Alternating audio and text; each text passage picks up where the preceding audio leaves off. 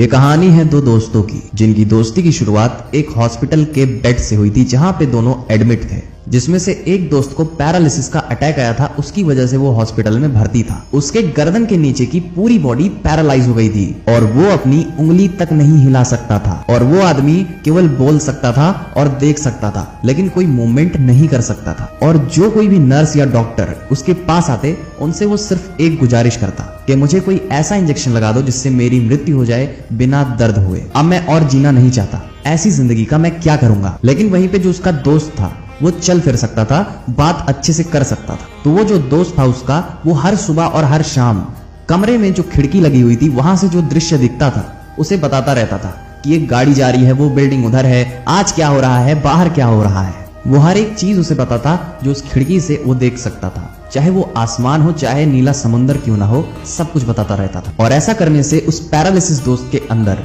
जीने की एक नई उम्मीद जाग चुकी थी।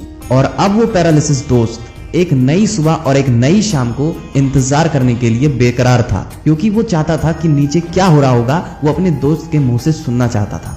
कुछ दिन ऐसा प्रोसेस चलता रहा, लेकिन अगली सुबह जब उसका दोस्त उठता है तो वो देखता है कि मेरा दोस्त वहां पे नहीं है, बेड खाली हो चुका है और वो पैरालिसिस वाला दोस्त अकेला वहां पे लेटा हुआ है। फिर नर्स उनसे कहती है कि आपको तो उसने बताया होगा कि उसके पास कुछ ही दिन बाकी थे, उसको ब्रेन ट्यूमर था, जिसकी वजह से कल रात को ही उनकी डेथ हो गई। और ये बात सुन के उसके अंदर की जो उम्मीद जागी थी वो पूरी तरीके से खत्म हो जाती है, क्योंकि उसका दोस्त ही था जो उसको बाहरी दुनिया से कनेक्ट करे हुए था। नहीं तो उसके पास कोई जीने की उम्मीद नहीं थी, पर वो भी जा चुकी थी।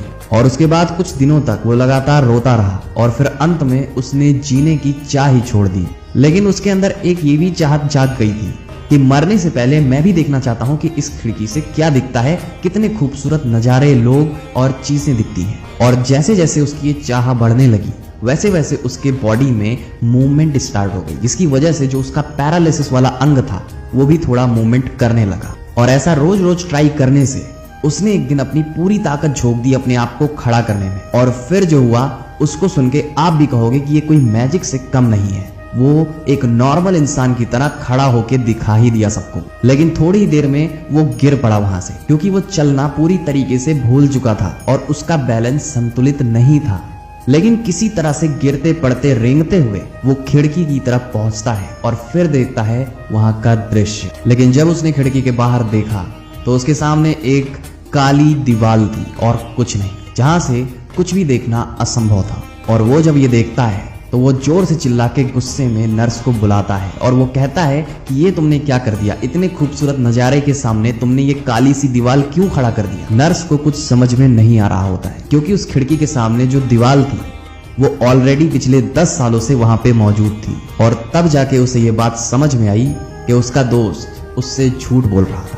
और ये बात वो आदमी उस नर्स से भी पूछता है कि जब ये काली दीवार इतने दिनों से है तो मेरा दोस्त मुझसे झूठ क्यों बोलता रहा कि इस खिड़की के बाहर बहुत ही अच्छे नजारे दिखते हैं। फिर नर्स मुस्कुराते हुए कहती है कि देखिए, मुझे ये तो नहीं पता कि उन्होंने आपसे झूठ क्यों बोला, लेकिन मुझे एक बात पता है कि उन्होंने जो कुछ भी आपसे कहा वो कहने से आपके अंदर जीने की चाहत जाग उठी, जिसकी वजह से आप आज उस बेड से खड़े होके मेरे सामने खड़े हैं। तो दोस्तों, इस कहानी से हमें ये सीखने को मिलता है कि जो हमारे शब्द हैं, जो हमारे वर्ड्स हैं, वो बहुत ज्यादा पावरफुल होते हैं। आपके वर्ड्स ही हैं जो किसी भी आदमी को गिरा भी सकते हैं और किसी भी गिरे हुए आदमी को उठा भी सकते हैं। ये टोटली आपके ऊपर निर्भर करता है कि आप अपनी इस पावर को किस तरह से यूज करते हैं। आप इसको अच्छी चीजों में यूज करते हैं या इसका मिसयूज करते हैं, ये टोटली आपके ऊपर डिपेंड करता है।